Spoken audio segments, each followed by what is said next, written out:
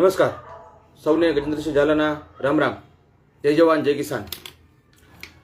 અત્યારે જે આપણે ગુજરાતમાં વિવાદ ચાલી રહ્યો છે, જે પટ્ટા ઉતારી નાખવાનો, તો આના વિશે આપણે સૌએ, હું અને તમે, આપણે પોતે વિચારી આપણા પોતાની વાત છે એ ક્યાં રાખવી અને અધિકારીઓના પટ્ટા શું કામ ન ઉતારી નાખવા, આ બધી વસ્તુ વિશે આપણે વિસ્તારવાર ચર્ચા કરવાની છે. કારણ કે એક બાજુ સત્તા પક્ષ છે, એક બાજુ વિપક્ષ છે અને વચ્ચે અધિકારીઓ છે, અને આપણે સૌ, હું અને તમે દેશના નાગરિકો છીએ. આ બધાની વચ્ચે કોને શું કરવું, શું વિચારવું, કેવી રીતે કરવું, આની આપણે તમામ ચર્ચા કરવાની છે. તો સૌથી પહેલા તમે આ વિડીયોને આખે આખો પૂરેપૂરો જોવો અને તમારામાં જે કોઈ હિંમત હોય, તમારામાં જે કાંઈ બુદ્ધિ હોય, તમારામાં જે કાંઈ નૈતિકતા હોય એ મુજબ કોમેન્ટ જરૂર કરજો. કોમેન્ટ જરૂર કરજો. બીજી વસ્તુ કે તમારા સગાવાલા, તમારા મિત્રો, જે કોઈ અધિકારી હોય, ચાહે ઈમાનદાર અધિકારી હોય અથવા તમને કોઈ અધિકારી એવા હોય કે જેને ભૂતકાળમાં તમને ક્યાંક હેરાન પરેશાન કર્યા હોય, જે તમને અધિકારીઓ ન ગમતા હોય, તમામ અધિકારીઓ સુધી આ વિડીયો પહોંચાડવાનો છે. બે માટે આ જરૂરી છે. એક પણ અધિકારી છૂટવો ન જોઈએ. તમામ સુધી વિડીયો પહોંચાડવા માટે, આ વસ્તુને શેર કરવા માટે મારી તમને નમ્ર વિનંતી છે. હવે આપણે વાત કરીએ તો ક્યાંક રાજકીય લોબી અને મોટા મોટા સિનિયર અધિકારીઓ છે એ નીચેના અધિકારીઓને અમુક કામ કરવા માટે મજબૂર કરતા હોય છે, અમુક કામ કરવા માટે ઓર્ડર આપતા હોય છે, આદેશ આપતા હોય છે. ઘણી બધી વખત એવું બને છે કે આ જે કામ કરવાનું થતું હોય છે એ કામ કાયદા વિરુદ્ધના, નૈતિકતા વિરુદ્ધનું અને સંસ્કૃતિ અને સંસ્કાર વિરુદ્ધનું પણ કામ હોઈ શકે છે. ત્યારે આવા કામ જ્યારે અધિકારીઓ કરે છે નીચેના, ખાસ કરીને હું પોલીસ ડિપાર્ટમેન્ટની વાત કરું તો કોન્સ્ટેબલ હોય, હેડ કોન્સ્ટેબલ હોય, એએસઆઈ હોય, પીએસઆઈ હોય, પીઆઈ હોય, આ લેવલ સુધીના અધિકારીઓ છે. ઘણીવાર એવું બને છે કે એમની પોતાની ઈચ્છા નથી હોતી, કંઈક મજબૂરી હોય છે અને એ આવું કાર્ય કરતા હોય છે જે મને અને તમને ગમતું હોતું નથી. બીજી વસ્તુ કે આ ખાલી પોલીસ ડિપાર્ટમેન્ટની એકની વાત નથી. ચાહે મામલતદાર ઓફિસમાં હોય, કલેક્ટર ઓફિસમાં હોય, ચાહે આરએનબી ડિપાર્ટમેન્ટમાં હોય, ચાહે નર્મદા નિગમમાં હોય, બીજા નિગમમાં હોય, એની અંદર જે ક્લાર્ક લેવલના છે અધિકારીઓ, જે નાયબ મામલતદાર લેવલના અધિકારીઓ છે, મામલતદાર લેવલના અધિકારીઓ છે, અહીં સુધીની બાકી જે ટોપ લેવલના આઈએએસ, આઈપીએસ, સુપર ક્લાસ 1 જે અધિકારીઓ બેઠા છે, એને ક્યાંય આમાં કાંઈ ભોગવવાનું આવતું નથી, સિવાય કે 1-2% અધિકારીઓ. પણ ક્યાંક ને ક્યાંક એવો માહોલ બનતો જાય છે કે તમામ અધિકારીઓ ભ્રષ્ટ હોય છે. તો મારે કહેવું છે તમામને કે આપણે એક નાગરિક તરીકે તમામ અધિકારીઓને આપણે ભ્રષ્ટ નથી કહી શકતા. કેટલાક પણ અધિકારીઓ ઈમાનદાર અને બાહોશ છે. 2 દિવસ પહેલાનો જ દાખલો છે કે એક વ્યક્તિનો પરિવારનું મૃત્યુ થયું, એને એમ્બ્યુલન્સમાં લઈ જવા માટે પૈસા નહોતા, એના ડેડ બોડીને અગ્નિ સંસ્કાર આપવા માટે. તો એ ડિપાર્ટમેન્ટના લોકોએ પૈસા ભેગા કરીને એમ્બ્યુલન્સમાં વ્યવસ્થા કરી દીધું. તો આવા નૈતિક અને સારા અધિકારીઓ, સમાજસેવી લોકો પણ છે. આજે બધા મરી પડવાના નથી, પણ જે અધિકારીઓ છે, જેને સમાજની સેવા કરવી છે, જે પોસ્ટ ઉપર છે, જે પોઝિશન્સ ઉપર છે, ચાહે પોલીસમાં હોય કે બીજા ડિપાર્ટમેન્ટમાં હોય, જેને દેશ માટે, પ્રજા માટે સારું કામ કરવું છે, પોતાના સમાજમાં નામ કમાવવું છે, આવા અધિકારીઓ જે છે એ અધિકારીઓને આપણે ખાસ સહકાર આપવાનો છે. કે આ અધિકારીઓને મારે નમ્ર કહેવું છે કે તમે ક્યાંક ભૂતકાળમાં એવી ભૂલ કરી ગયા હોય કે જે ભૂલના કારણે તમને તમારો ડિપાર્ટમેન્ટ હોય કે તમારા સિનિયર અધિકારીઓ હોય એ ક્યાંક ને ક્યાંક તમને એના કારણે તમને તમારી ઉપર પ્રેશર આવતું હોય. બીજી વસ્તુ કે તમે અત્યાર સુધીમાં કદાચ એવું બને કે તમે અવળા રસ્તે હોય. આપણે સંસ્કૃતિમાં કહેવત છે ને કે પેલા વાલિયો લૂંટારો હતો, એમાંથી એને વાલ્મીકી ઋષિ બની અને રામાયણ રચી.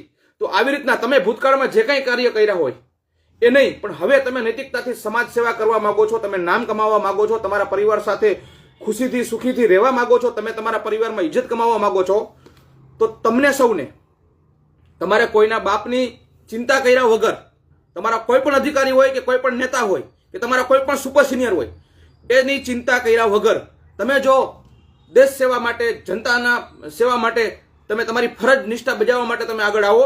તમને જ્યાં જ્યાં તકલીફ પડે, તમારી ભૂતકાળ જે હોય તે, તમારી ભૂતકાળની જે મજબૂરી હોય તે, તમને કદાચ કોઈ પણ વ્યક્તિ ગમે એ લેવલે, ગમે એ રીતના દબાવવાની કોશિશ કરતો હોય, તમે આગળ આવો, અમારી પાસે આવો. હું, અમારી ટીમ, અમારું ગુજરાત કિસાન સંગઠન તમને સંપૂર્ણ સાથ સહકાર આપશું. એ ગમે એવો ચમરબંધી હોય તમારી ઉપરનો, એ રાજકીય ગમે એટલી પહોંચવાળો વ્યક્તિ હોય, કે ગમે એટલો સિનિયર કે સુપર સિનિયર હોય, અમે તમને તમામ પ્રકારનો સાથ સહકાર આપશું નૈતિકતા માટે. તમને કાયદાકીય રીતે, પછી તમને તમારા ડિપાર્ટમેન્ટની અંદર તમારે કેવી રીતે કામ કરવું, તમને ઉપરથી આવે ગમે એટલું પ્રેશર, તો પ્રેશરને તમારે નૈતિક રીતે, કાયદાકીય રીતે કેવી રીતે એની સામે શું રસ્તો કાઢવો, એમ કહેવાય ને કે સાપ પણ મરી જાય અને લાઠી પણ ન તૂટે, આવી રીતે અમે તમને તમામ રસ્તાઓ કાઢી દેશું. પણ જો તમે નૈતિકતાથી જીવવા માંગતા હોય તો, તમે અત્યાર સુધી ભલે વાલીઓ લૂંટારો હોય, પણ હવે તમે વાલ્મીકી ઋષિ બનવા માંગતા હોય અને પ્રજાના કલ્યાણની નવી રામાયણ લખવા માંગતા હોય, તો અમે તમારી સાથે છીએ. આવો, કોઈના બાપથી બીવાની જરૂર નથી, બરોબર છે? અમે તમારી સાથે બેઠા છીએ. રહી વાત ભ્રષ્ટ અધિકારીઓની, તો જેટલા ભ્રષ્ટ અધિકારીઓ છે, જે સમાજ અને કાયદાની વિરુદ્ધનું કામ કરી રહ્યો છે, આવા લોકોને આ આધુનિક ભારતના રાક્ષસો કહેવાય. આવા રાક્ષસોના પટ્ટા ઉતરવા જોઈએ, એક વાર નહીં, 17 વાર ઉતરવા જોઈએ. અને જેમ જિજ્ઞેશભાઈએ તો પટ્ટા ઉતારી નાખવાની ખાલી વાત કરી છે, અમે ઘણા બધાના પટ્ટા ઉતારી ચૂક્યા છીએ. અમે તો પટ્ટા ઉતરાવી પણ નાખ્યા છે. આ ખુલ્લે આમ કહું છું કે આવા લોકોના પટ્ટા ઉતરી જ જવા જોઈએ, કારણ કે તમને ત્યાં ફરજ નિભાવવાની છે.